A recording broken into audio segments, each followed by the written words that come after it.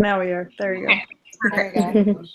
Okay, so I was thinking if we could just, I mean, we're just supposed to go over the questions and the answers we got, right? So if we can just take turns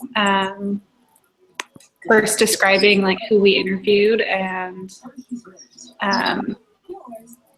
just a little bit about them, and then we can go question by question and take turns sharing our answers for each question. Which questions are you going over? Because I saw some, it says there's a parent interview instructions, the HOA session or whatever. Those questions or different questions? So there were, did you do the individual assignment? Yeah. We were on Tuesday. So Yeah. those questions that were listed on there are the ones that we're supposed to go over. Oh, okay. So There's the, also those HOA questions, though, the ones that we're supposed Oh, to yeah. talk about during this time. yeah, I'll get those pulled up too. Okay.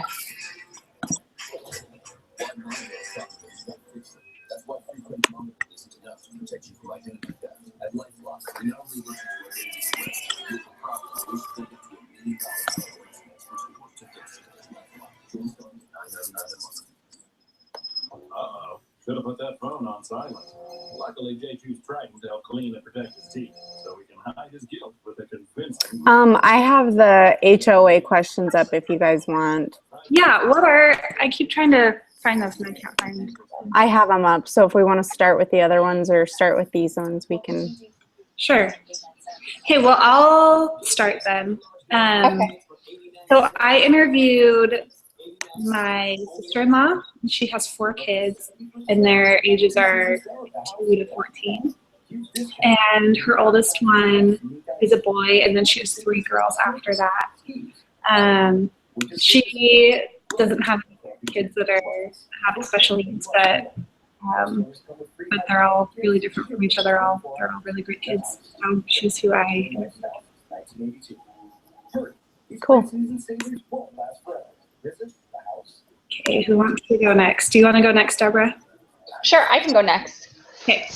I interviewed my sister, and she has 4 children, and they are ages 11, 9, 3, and 9 months. And they don't have any real disabilities, but I did ask her, the question that said, are they specifically diagnosed with anything?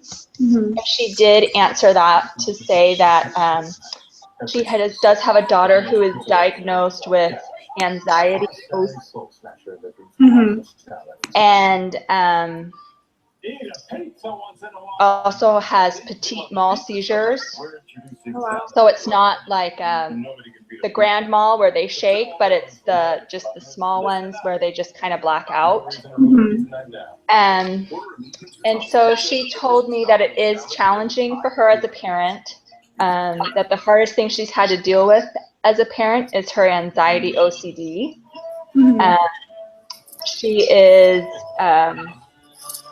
let's see what she wrote. I'm reading what I wrote. It made them question, her and her husband, it made them question that they were at a loss to do as a parent. They didn't know what to do. She would cry and she would scream at the top of her lungs. She couldn't go to sleep at night because she thought germs were going to attack her. And they just didn't know what to do. So they did give her they went to see a counselor and they got medicine for her. And now she is back to normal, I guess you could say. And I guess the other question that they asked was, what was the other question? Let's see. Future challenges. She does see future challenges with her daughter, that she, it's the unknown of knowing what will happen. Will she get postpartum really bad? She's mostly worried about suicidal thoughts because that has come up before in the past as a 9-year-old, and so she is worried about that, just the social pressures of high school and things like that. So that was my interview. Cool. I can go next. Okay. So I interviewed my sister, who also has 4 kids. Sounds like that's the number going on. Her oldest is 8, and then 6, 4, and 2. And they don't have any like disabilities or anything. What else should I say about them? What are some of the other questions? So yeah, we're just like briefly interviewing or summarizing who you interviewed, and then we'll go through question by question Oh, okay. Oh, sorry. over all Oh, those. you're fine. You're fine. You're fine. Okay. Well, that's, I guess, briefly. Perfect. Okay, I guess it's me. Yeah. So I interviewed one of my sister-in-laws, and they only have 2 kids. They have a girl, and she turns 3 in March, so she's almost 3. And then they have a little boy, and he is like 15 months, and he was born prematurely. And so that's caused like a lot of problems. I can't even remember what it is that he has, but like he had to have heart surgery like just days after he was born. And then like now he's just barely learning how to crawl, and like he can't stand up. He doesn't talk much. Like he tries to say things, but he has like, the weird thing is he has no muscle tone. So like his legs, like he doesn't use them as much. So he's just like really behind. And I wish I could remember what it was, but it's like in your brain, like between the two, like your left and your right side, there's like, I can't remember what it's called. There's something in between, and his is really thin. And so that's what's like causing it. So that was cool to just talk to her about that and like Very see the cool. differences. Yeah. Do you know how early he was born? Yeah, so they live in Virginia and I live in Idaho. And so they were visiting us at the end of June last year and the beginning of July. And then they left like July 7th and flew home, and they had him July 10th, and she wasn't due till August. So he was like a month early. Oh, wow. Yeah, Okay, that's wow.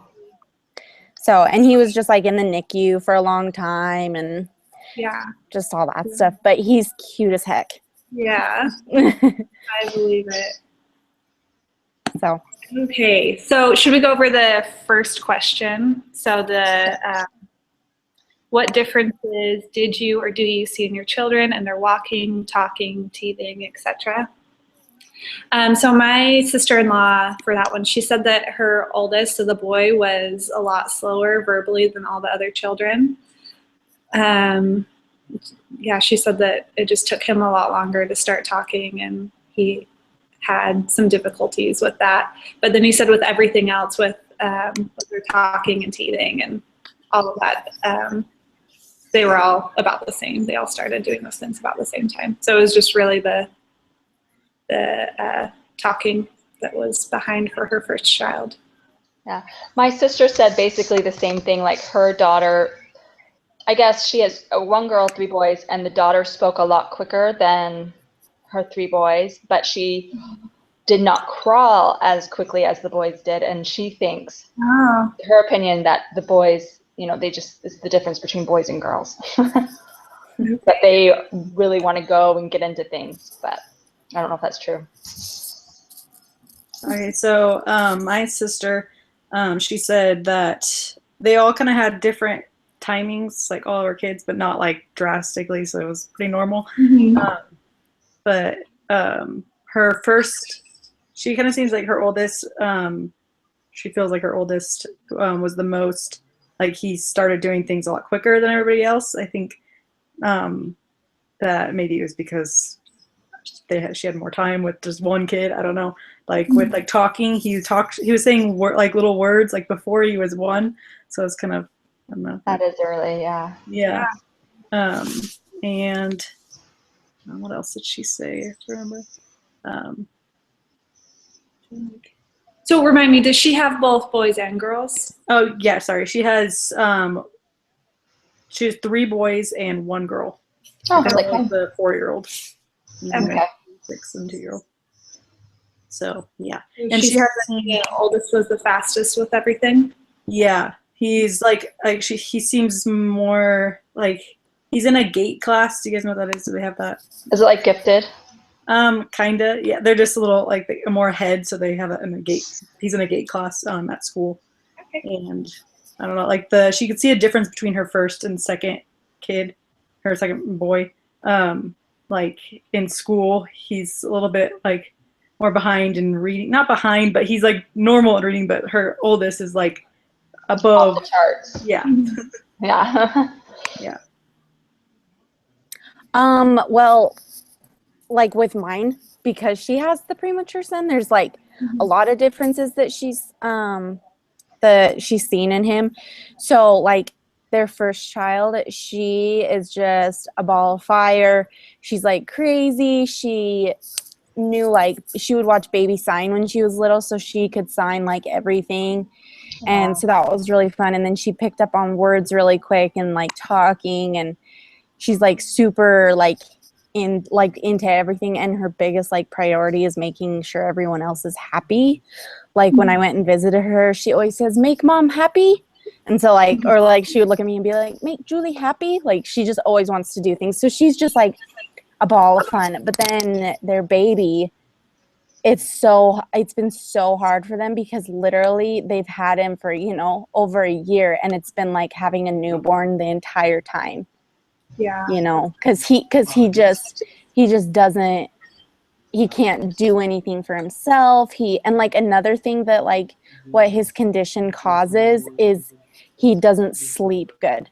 So like they would stay up all night after night with him. So that was like super hard. So it was just like having a newborn all the time, but he's like slowly getting better, which is good. But so, I mean, there was obvious differences, and there still is, because like he's not even walking or standing.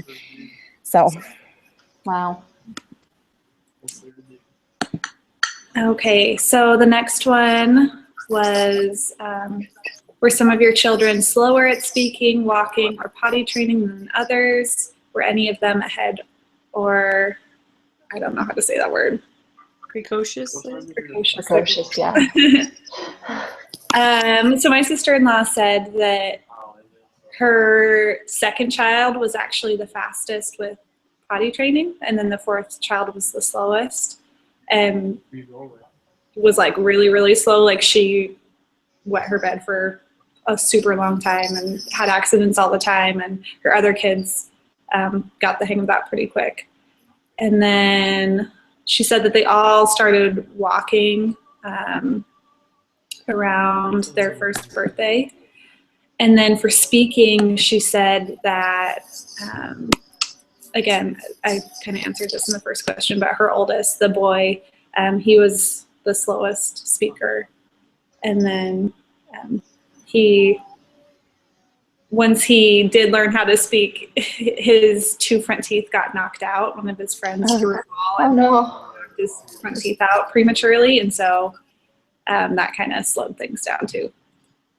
So he was the slowest with speaking, but then walking, they were all about the same, and then potty training, there were some differences there too. Okay, well, the daughter was really fast at speaking, and then like all her boys were about the same, and same with potty training, all about the same with walking, except the daughter, she took a long time to walk, and everything else was about the same.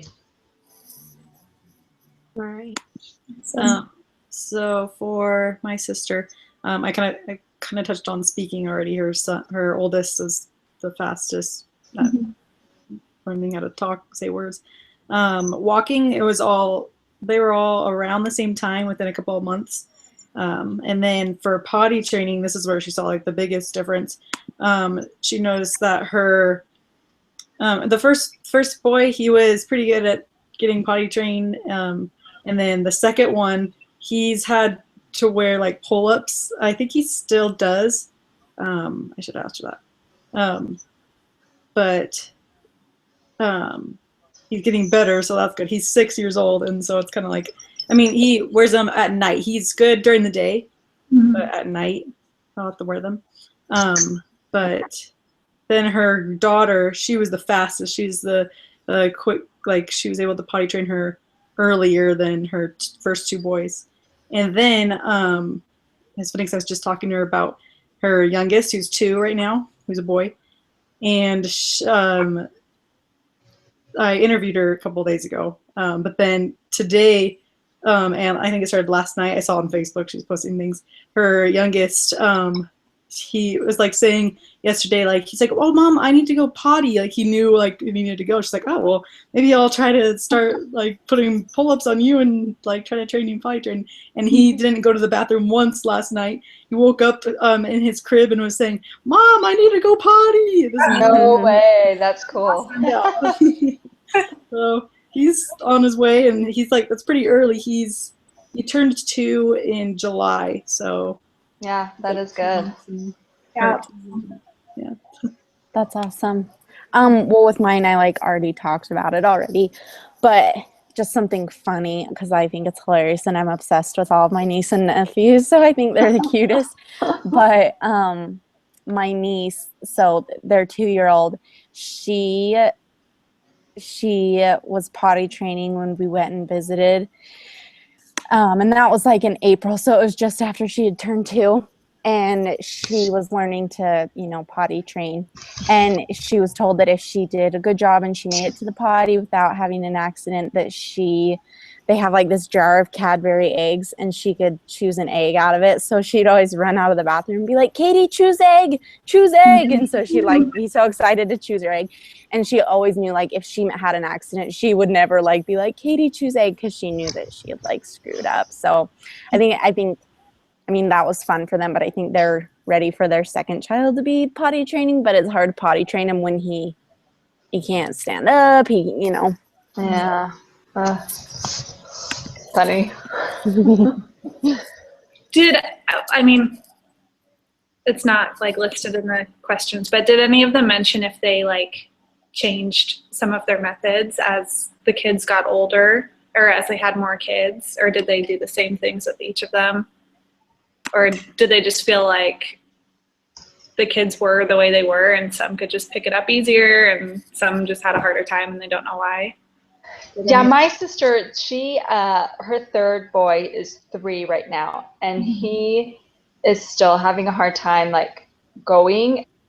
So I guess he's been a longer process. So she's had to change. She tried when he was 2 and he was not ready. So she just stopped. And she was like, should I just keep going? But he won't do it. And I was like, it's better if you just stop and then do it when he's ready. Because potty training is, you just kind of have to wait until they're ready, I think. That's true. Mhm. Yeah.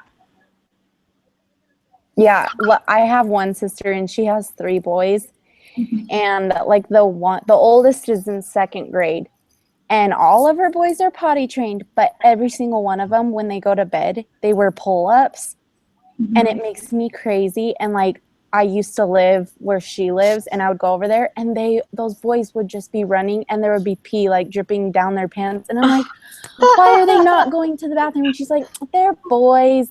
I'm like, no, you need to like tell them to get their butts in the bathroom and go to the bathroom. So I just think it's like, I think some of it has to do with like the parenting, but like Deborah said, you can't like push them, force them. It has to be in their time. But I think it just kind of varies with each child. Yeah, I like agree. doing what works for them. Yeah. With my sister, because I mean, all of them did pretty good with potty training, and she did the same thing with all of them, where when they would go to the bathroom, she would give them a piece of candy. And so, but then with her second son, the one that's still having problems like at night, they got like this little thing off of Amazon that like, it like starts beeping. It's like an alarm or something. Yeah, like it'll wake him up. Yeah, it'll wake him up. And so they got that for him. It'd wake him up when he started to like kind of go to the bathroom, so then he'd know to get up. Yeah. Yeah. That's awesome. Yeah, my sister-in-law, would be her 3rd girl. She's the one that's had a really hard time with it, and all the other ones picked it up pretty easily. It wasn't a big deal, but for her, she just like wouldn't go to the bathroom. She'd hold it so long that she would Constipated. she'd have an accident. She just wouldn't go. Oh. And she'd try to tell her, like, you need to go, you need to go. She'd, look for the potty dance, and she just hated going to the bathroom. And Ugh. Wait, she hated going number 1 or number 2? both. Both? Oh, dang. Yeah. And then they finally got it under control during the day, but then nighttime, they just could not stop it. I mean, they tried incentives, they tried the chart and put the sticker on, and when you get so many stickers, you get a reward. They tried not giving her water a few hours before bedtime. They'd even go in and like wake her up. She'd go to bed, and they'd come in a few hours later and wake her up and have her go potty, and she'd still wet the bed. And so they had a hard time. And she's finally not anymore, but How old was she when she stopped at night? She's 7 now. Yeah. Dang. A long time.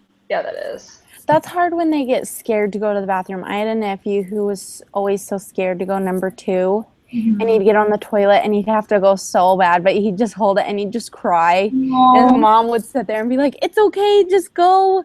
It's okay, like you'll feel better." And he'd like cry because he was so scared. It's like, it's weird. It's like, how do they get scared of that? Yeah. And like, how do you get them over that, Yeah. My mom, she's an aide in a kindergarten classroom. And she said just yesterday that one of the little girls had to go potty, and they have a bathroom kind of in between 2 of the classrooms. And so when you go into the bathroom, you have to lock the other door so kids from the other class don't come in, and then you lock your door too. And she would not go, and she had to go so bad, and she would not go.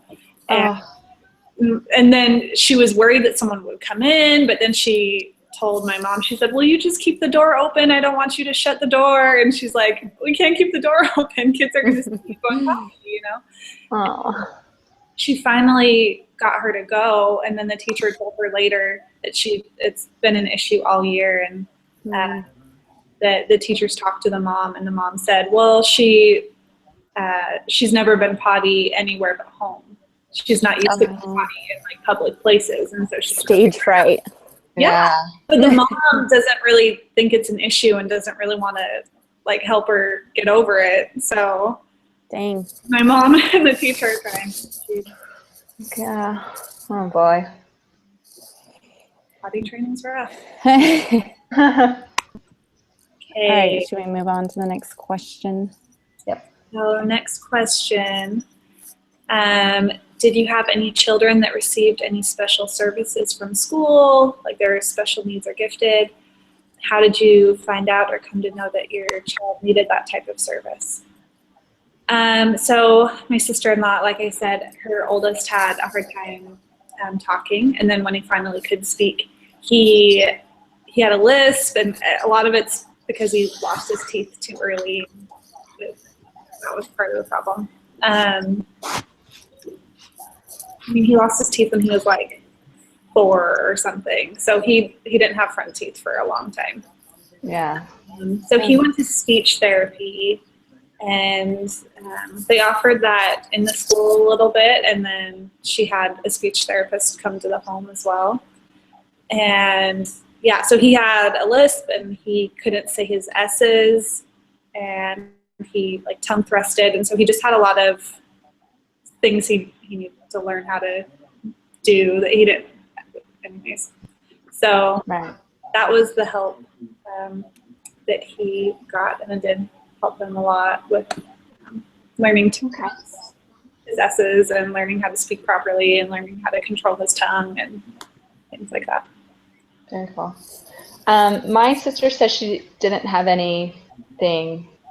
I mean, her kids are like, they didn't have, what was the question again exactly? So it's, did you have gifted or special need? No, that's not any special services from school? No special services, no. So. All right. My sister, I mean, I guess I talked about it. Her oldest son is in the GATE class or whatever. Or it's like they're a little bit more advanced or whatever. And they just kind of figured, like, he had to get tested for it, and they thought, like, he was higher, like, he was one of the, like, scored higher tests in his class, whatever. So his teacher, who also happened to be his aunt, or his teacher was his aunt. It's kind of weird. But they tested him for the gate class, and so he got in. Okay, cool. Well, my sister-in-law, her kids are, neither of them are old enough to be in school, but like already my nephew, he's received, like he has to go to see doctors like all the time, you know, and like they have like physical therapy, and like his mom has things that she does with him to work with his coordination and his muscle tone and just getting all that together.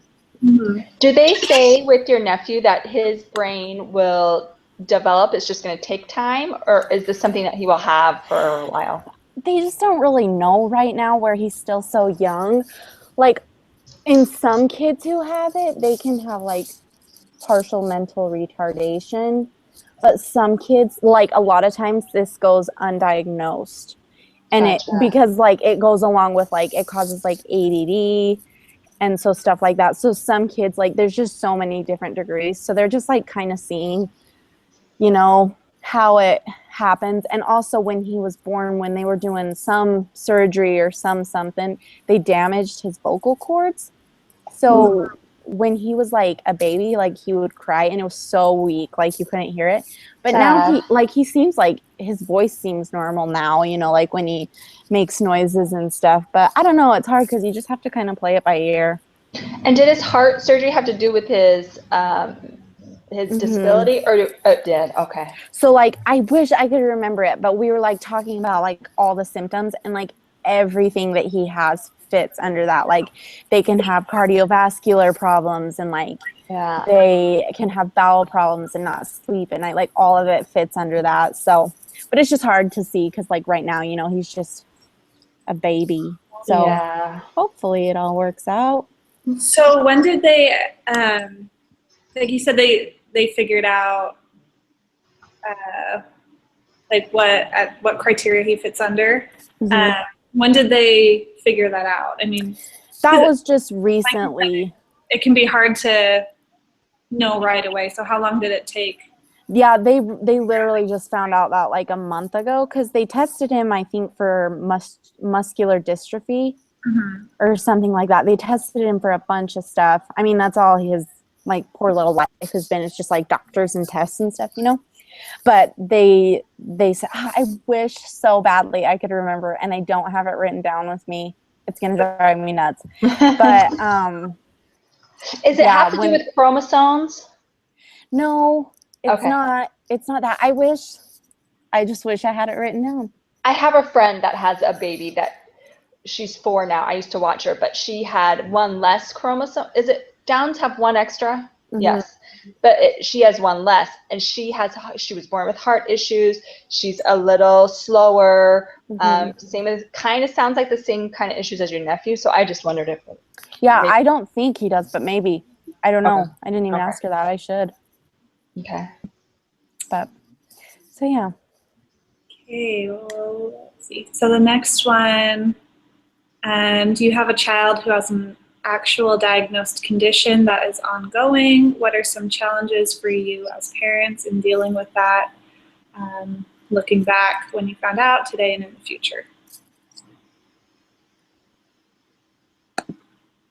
So my sister-in-law, her second child is 10, and she was recently diagnosed with depression and hypothyroidism.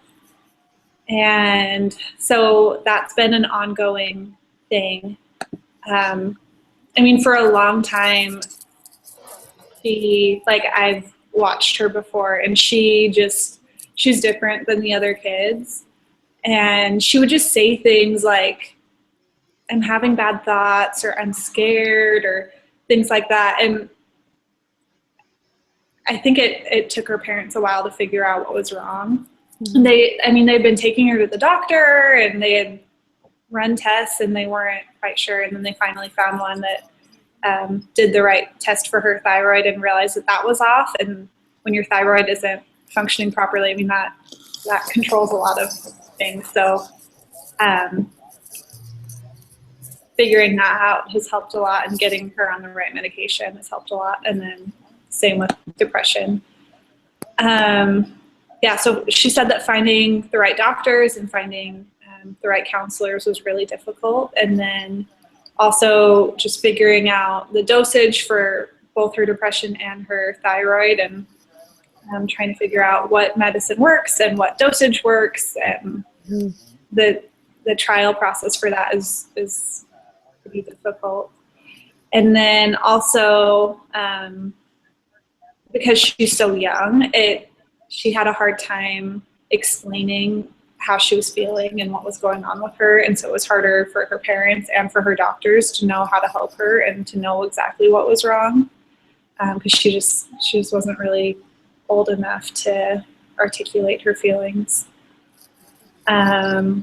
So, like I said, they found out pretty recently, but they're hoping that in the future, as she gets older, that she'll be more in tune with how she's feeling and she'll be able to articulate it better. And so if medication stops working as well, or she wants to try something else, she'll be able to participate in that a little bit more, and she can get better help. So Good. That's good. Ugh. I think that depression's like the scariest thing for, especially when they're that little, right? Yeah. It's really sad, but we're glad she's starting to feel better. That's good. So I kind of already went through mine, but because I jumped the gun. But so my niece, like I said, she was first diagnosed with petit mal seizures, and sister noticed it. She would like just blank out and not do anything. My sister would be like, oh, Madison, pay attention. And then she said, I realized it one day when she was describing something to me, and then she just went blank. And then she started talking again and was like, and my sister was like, something's wrong. So she took her to the doctor, and she said, you need to sit down. She's having seizures. This is what happens. Blah, blah, blah. So she said, you know, that was hard, but once she talked to the doctor, and she has good doctors and a good neurologist, that she, you know, I know that there's not going to be any long-term damage. So she felt okay. Once she got on medicine, though, it lessened. But then she started having, maybe like 3 weeks after that, she started having anxiety issues, like I said. And everything, like I said, she went crazy. Like she couldn't sleep at night. And it's funny, the medicine that she takes for her seizures actually says it increases chances of anxiety. So I think it all is intertwined, but she is OCD before that as well. Like I remember when she was a little girl, she always had to have clean hands, and she'd constantly be washing them. And, you know, I can't get sick, very germ phobic. And I'm a little bit that way too, a teensy bit, but not to the effect. I'm not diagnosed as OCD, but so anyway, so that was her, and I told you about her challenges of just, you know, the mental aspects. I think was the most challenging for my sister, because she did think about suicide and said, I mean, she doesn't even know that word. She's 10, but she heard it at school, and so then she found out what it meant and was like, well, what if I think about it too much and I actually do it? And so then my sister was like, okay, we're gonna go get you some help.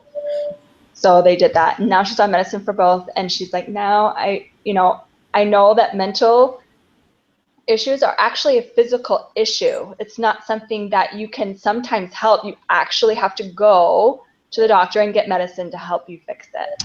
So yeah, that's great that they got her the help that she needs. That's so hard for someone that young to. I know. Ugh. So sad, but much better now. So that's good. Yeah, that's great. So my sister and her kids, she hasn't had there hasn't been any like actual diagnosed conditions. So, yeah, I don't really have much to share on that question. Well, that's good. I know. I wish I didn't have anything to say. So obviously with my sister-in-law, their little boy, but like like looking at them and how it's like changed their lives, it's crazy because like I said, they live in Virginia and none of our family lives in Virginia. And so when they moved out there, they just kind of are on their own and they started having kids. And so they've been kind of doing everything on their own, you know? And the one thing that they said that's helped them a lot is like, you know, they don't get online and Google everything about like what they think he might have, because then they're just like sick and worrying and like, oh my gosh, this is gonna happen. And so they just decided to just like enjoy him when he's happy and like, you know, just live with him and enjoy him, you know, no matter what he has. And I think that's helped them a lot, because I can see me doing the same thing, being like, oh my gosh, he might have this. I gotta Google and it says they could die and it says this and this, you know? So I think that's something that's helped them a lot, is just enjoying him for who he is. So That's awesome. That's so tempting to do that. Yeah, I think it'd be hard to not try to look things up, especially when it's, like you said, it's kind of play by play. You just kind of have to take it one day at a time and see how they go. And yeah, well, and my mom does that. She Googles everything, and then she's like, she calls me and she's like, oh my gosh, Julie, he's gonna be this and this. And I'm like, oh my heavens, like I can't take it.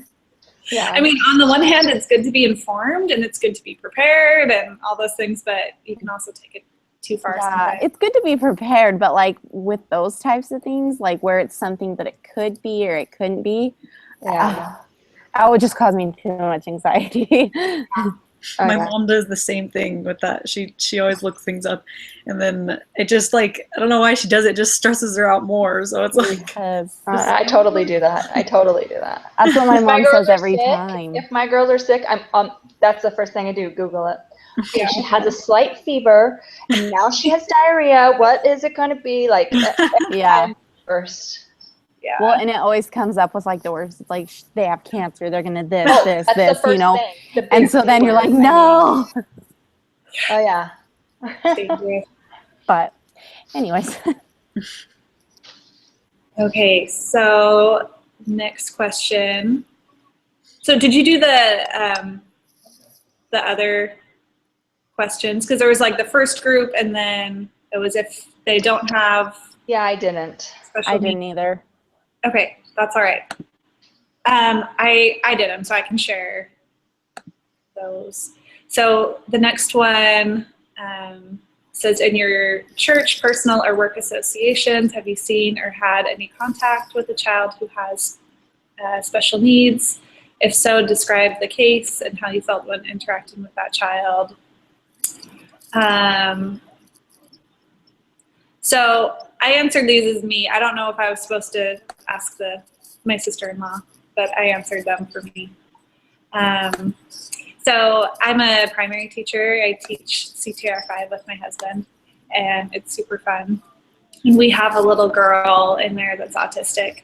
So I was a little nervous at first when they called us, because there's so many different ranges of autism, and I don't have anyone in my family that's autistic. I had a companion on my mission that was autistic, but she was really high functioning, so I just didn't really know what to expect, I guess. So I was a little bit nervous, and I didn't know what her triggers were, and so I didn't know like what was going to upset her. And if she gets upset, she will just scream at the top of her lungs, and it takes a little while to calm her down. But now I know her, and I know what her triggers are, and I know how to calm her down, and she's great. She's super easy to work with, and we have a lot of fun in class, and she hasn't screamed in a very, very long time. So it's That's good. And then the next question was, have you had any concern over a child, not necessarily your own, who had any transient delays or persistent impairment? What did you do to address that concern, or how did you deal with it? So I have another niece and another family, not my sister-in-law, that I interviewed. And she was born with a chromosomal deletion. So there's just like the very tippy top of one of her chromosomes just isn't there. And usually with other kids that have something similar to that, they usually have some special needs associated with it as well. She doesn't, but what she does have, the connection between her brain and her stomach isn't there. So she doesn't know, she never feels hungry. She never wants to eat. Anyway, so they figured that out when she was just a few days old because she wasn't eating at all, and they were really nervous about it, and so they ran a bunch of tests, and finally they figured out that that's what it was. So she has a feeding tube. She's 4 years old now, and she's super, super, super small for her age. I mean, she was 2 years old and still wearing 6 to 9 month clothes. She's really small, but she's able to walk, and she talks. And she can talk and fine, huh? Yeah, so all of that other stuff she's pretty on track with. She didn't really have any delays with, but she's just super small. So, so with that, that's one thing that her mom doesn't really know if, through therapy and teaching her, and when she gets older, that they can just get rid of the tube and she'll be okay and she'll be able to eat even though she's not hungry, or if it's always going to be an issue, they're not really sure. So I haven't really addressed the concern, but whenever we're with her, we just try to treat her like any other kid. When we have meals, we set a place for her at the dinner table. We just try to do what her mom does, so Right. she feels Does included. she eat at all, or does she just eat through the feeding tube? So it's in her stomach. She has one of those ones that's in her stomach. Oh. That's how she gets most of her nutrition. She'll kind of suck on things. She'll sit down at dinner time and she'll have her own little plate and a little sippy cup, and I've seen her drink before, but other than that, she'll just kind of pick up food and she'll just put it in her mouth and then take it out and put it back in and take it out. And so I don't know.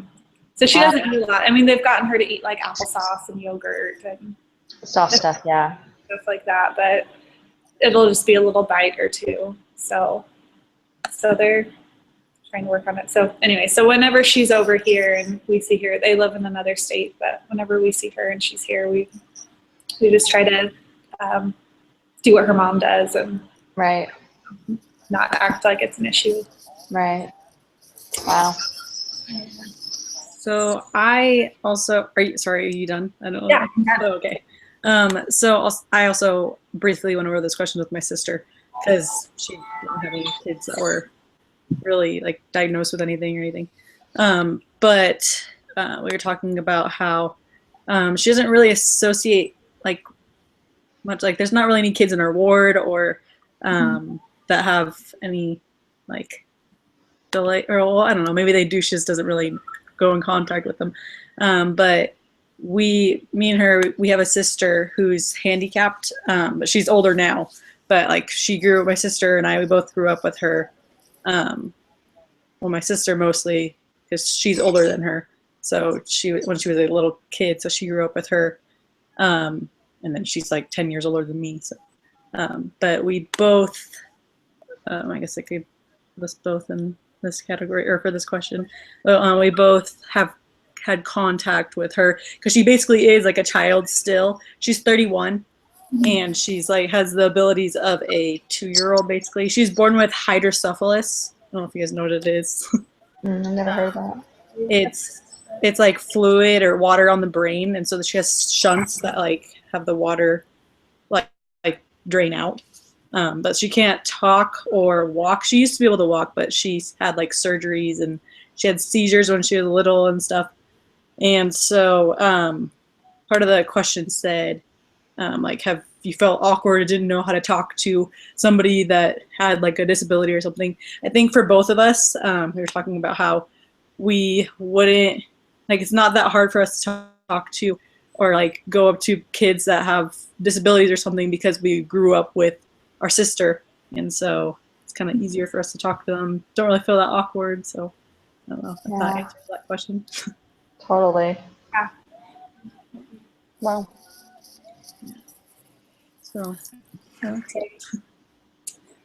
So I guess that's all the questions. So now they just want us to use the last 2 minutes or so to summarize everything that we've found.